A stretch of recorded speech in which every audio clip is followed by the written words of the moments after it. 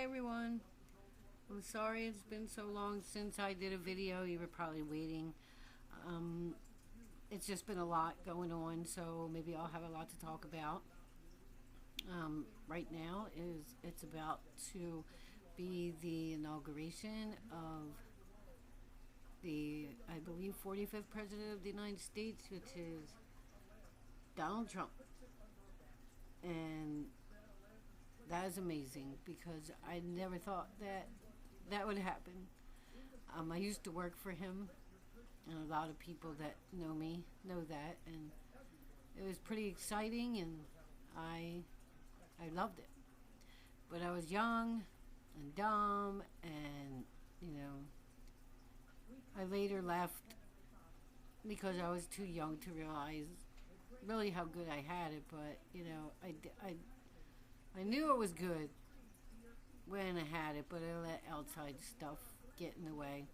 Happens to a lot of us. So right now is probably slow down time for you all. It's starting to slow down for us. Last year at this time, though, we had four crews running. Now we're down to two because of illnesses and cars breaking down, and it it's just been a ride since since we started this. We're going on our second year now, so but we've been in the industry for about going on now like 7 years. So I think because of how long we've been in business, and my husband worked in this business before, um, just for someone else and not for himself. And sometimes that might even be a good thing because it is very busy even when you're slow. You don't get any time to yourself. At least my husband don't. I do a little bit, but I also take care of my kids and the house and all the outside stuff. My husband don't take care of nothing. The phone rings and it isn't for him for business. I answer it. I take care of everything. Outside distractions are very hard when you're uploading pictures and typing in notes and making invoices. You can't mess up.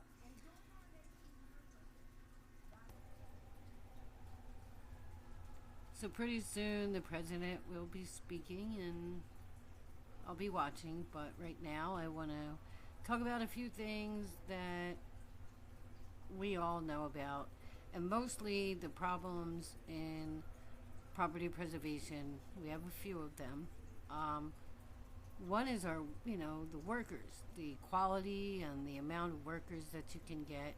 Um, it, the greed of people is just staggering these days. There are people out there that will say they're worth more, but yet they aren't anywhere right now. But when you offer them, $13 to $15 an hour to do this easy work, and some of it is easy. We do bid approvals. When we do bid approvals, then we offer more for people who are, skilled and get the job done right. If we get paid for it, then you get more money. But that's not good enough for people either. I had I'm not sure if you heard in any of my videos, because I did do a video that I don't think I published in the property preservation, where I said that one of our workers, I, you know, I, I kind of, when you're a business person, and like I said, when you're a friend of people that you do business with, you find out sometimes that that's not good. But because I put my, I put my hand out to this person and said, you need a job. I care about you and your family. I'm going to give you a job. And when that person gives you the hardest time about anything and everything, it's unbelievable. Like, he worked for us for a while and everything was fine. And then one day he sat down, told us he needed more hours. He needed to make at least $1,200 a week, and he would come here and do some office work if he needed to, help out around here. He had to at least make that kind of money. So we gave him the work to make that kind of money. He was out, working, um, 10, 12, 14 hours a day when it was daylight a lot, and when it's, the daylight goes away, it gets harder to do some of these places. And he came to us and he just said, I'm used to working 8 hours a day, 5 days a week, having the weekends off. It's like that was his last job where he made like $60 an hour to work for fire restoration, and I'm like, I'm sorry, but you don't work there anymore. You work for us. And he was with us almost 2 years when he started making those demands. He don't work weekends at all anymore. It's like I think he worked one weekend because he actually threw us a bone. It's like, wow, I just don't understand why people, they need a job so bad. You have nothing if you don't have that job, but you won't work for the money that you want. So but I guess when you get close to people and you think, everything's okay, but like I said, friendship and business do not mix, and I found that out. So, how many times have you gotten a person that would start work, you're waiting for them to start work and then they don't show up? Then you get people going, well, after they tell you, I'll start fresh on Monday, I'm ready to go, and then they'll call you on Sunday night and say, what kind of business is this? Are you on the internet? I don't even know if I don't know. I don't know about this company. It's like we've been in business for 2 years, and we are on the internet. And it's a lot of work to keep just trying to find people to get your work done. But if you don't have a lot of crews out there doing your work, you really don't make that much. And some companies are very hard to work for. You can never get support. They tell you call from site, but you sit there for an hour trying to get to one person, and then they tell you, I'll call you back. And then you're sitting there longer. And all this is time is money. They tell you to call from site to do an order that would maybe pay you about 15 to 20 bucks. It's like I just ate that up sitting there.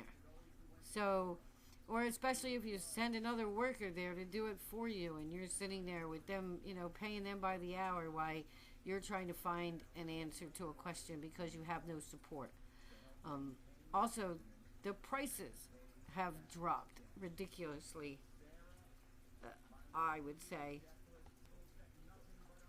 If I knew about this business a long time ago, I would probably not be here now, because the prices they paid to do things back then were great.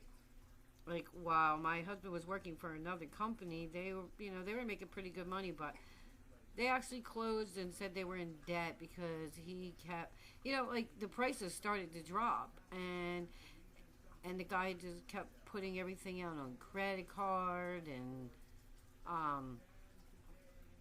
this, I think he went into $300,000 in debt, and it's not hard, especially if we just say throw it on credit, and it was a shame because they were a good company, they were good people. I don't plan on going out of business. We just need workers. We need people that want to work and not, tell us what's going on. I'm about to put an ad in the paper for our people who think they are better than us. And can tell us what we're supposed to do, and say, is there any employers out there that like to be told how to do their job? Because I got some people for you. I can't believe it. And especially when like I said, people are personal with us. They know us. They know our family. They know what we deal with. I have a handicapped child. And then you're going to go out and, be on a job and start saying, you know what? I'm not working on the weekend. I'm getting tired of working weekends, and right in the middle of your day when you're supposed to be doing a job, while we're sitting here putting in jobs for you to get paid. You're going to start throwing demands on us while you're sitting there doing your work. While you're out there and you should be doing your work, you start texting us all kinds of stuff.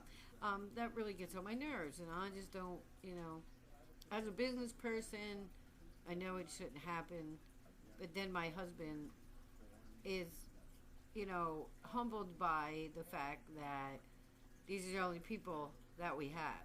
And they make mistakes like you wouldn't believe that have to be fixed, and they wouldn't be paid to go back and fix their mistakes.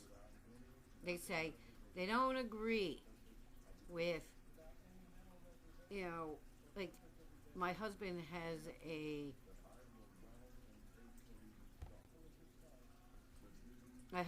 a plan where he says that if you make a mistake, then you need to drive back and fix it without us paying you for gas or by the hour, because you should have done the job right the first time. My husband writes out everyone's instructions every single night, and it's incredible. He'll route where they're supposed to go. He'll be like, okay, you're going here, here, here. Give you like 4, 5, 6 houses. He'll tell you exact order to do them in and how to, that they'll be done faster. He writes down exactly what to do at each house. And then if he needs you, to call, please call. No one calls us. No one does anything. They come back with the order completely wrong and will actually admit that they didn't read their work orders. Oh, I'm sorry, I overlooked the email. I'm like, are you serious? I just don't get that. I told him to, was it? I'm sorry, I got distracted because an email just came in. I told him to leave it blank. Just give him the address. And then see what they do. And be like, oh, I'm sorry. You actually want to know what you're supposed to do at the property instead of doing what you think you should have done when you got there? Because that's what you do all the times before. It's like lock code, like lock changes, lockbox changes. They don't put the key code. They don't take pictures of the key codes. They don't take pictures of the lockbox code. They don't take pictures of the keys in the lockbox. It's like, really? It's the only thing you have to do. It's not hard. I don't know how you can forget something. Write down a checklist. Tell yourself what you're supposed to do so you don't forget. So, and I'm ranting because it's something that makes me mad every day. That's all I do is walk around and repeat why people can't do their jobs correctly. They always say, it's an honest mistake. It's an honest mistake. I'm like, really? I know it's not NASA or anything like that, but you can't tell NASA, I'm sorry, I made an honest mistake. An honest mistake could kill many people. And actually in this kind of business it could too. I mean, you don't know what you're doing. If you make a mistake in a repair, you could really hurt people. But we make sure when we submit our orders are done right, even if we have to pay for people to go back and fix their own mistakes. It's getting ridiculous. I want to be able to have enough business where I can actually have a controller do my job for us and, separate us from from the tasks of the employees every day, like a dispatch and saying, you call me when you get to that next job so we can go over what you're supposed to do. I mean, because technically that's what should be done, and it's done almost all the time, but the people still don't listen.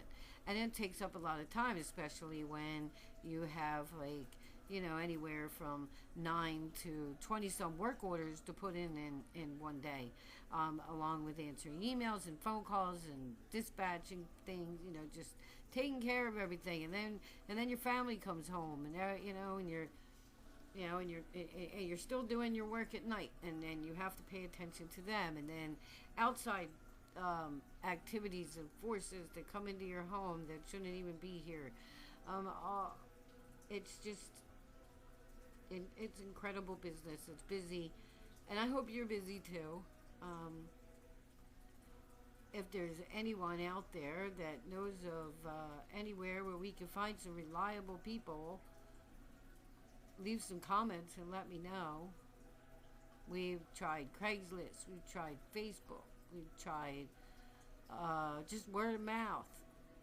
I mean, we even had a person that I worked with for years, and just disappeared. Supposed to do a job for us on the weekend, on one weekend, and just never showed up. So we even took him back. You know, he said he apologized and we took him back. And then we went to go pick him up for another job and he wasn't even there. He went off with his girlfriend. It's like, you know.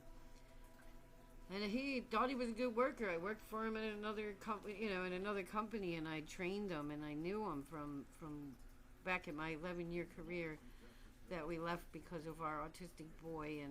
And I'm so grateful that we were able to build this business. And I'm also a marketer. I do marketing, and I make money online, and that's fun and rewarding and challenging. And you wouldn't think that making money online would be that challenging, but it is. So is this business. This business is very challenging. Has anybody ran into any creepy houses? We have a house that people swear is haunted. And it's really funny because I've never been there yet, and I want to go. I almost got to go the other day, and it's now been boarded up, so it's a lot more creepier. And so we were always told people hear voices.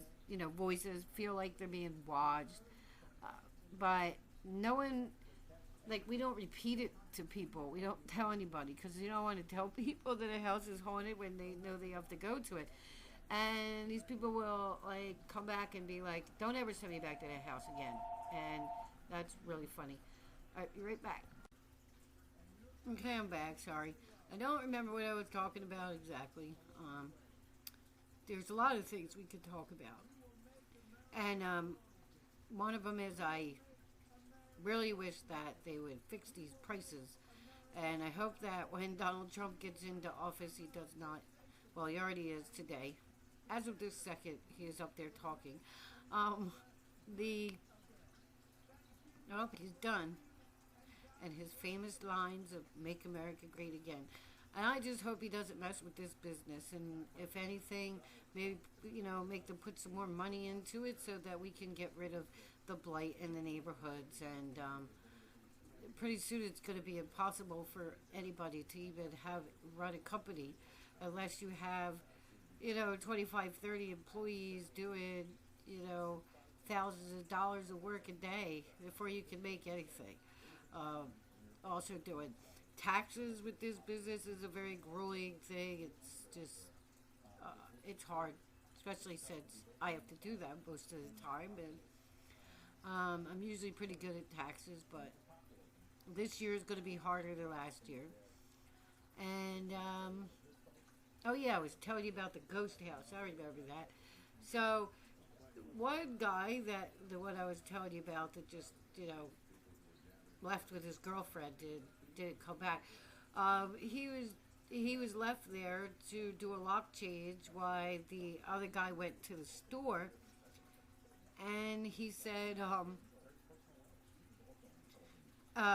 when the guy came back from the store, that the guy was up at the end of the driveway. And he said, well, you've done that job already? He said, no.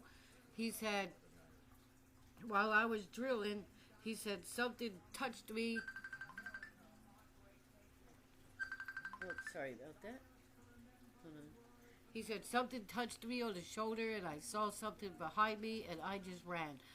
And then another person that just recently went there that never knew about it had said, don't ever send me back to that house again, because I heard voices, I felt things watching me, and that's weird because they have, there's a pentagram on the floor in the basement and 666 on the walls.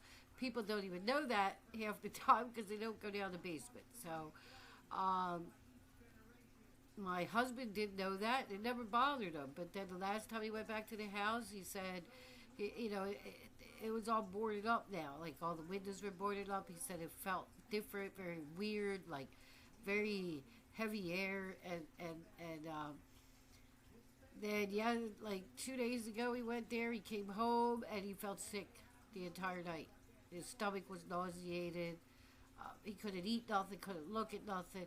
And I said, maybe you're just getting the stomach flu.